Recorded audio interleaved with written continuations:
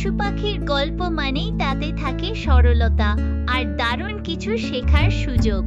চলো বনের রাজা সিংহ আর এক চতুর শিয়ালের একটা মজার গল্প শুনি। এক বিশাল বনে এক সিংহ রাজত্ব করত। সিংহটা ছিল খুব অলস্য।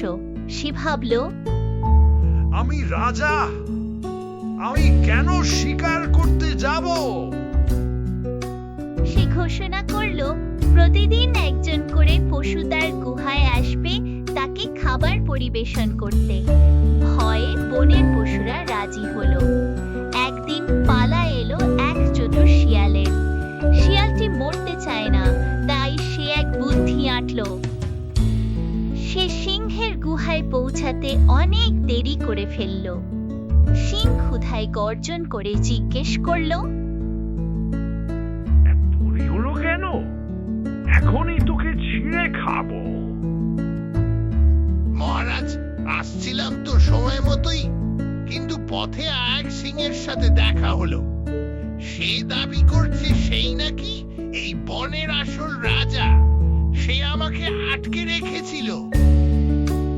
নিজের রাজ্যে অন্য রাজার কথা শুনে সিংহ রাগে ফেটে পড়ল।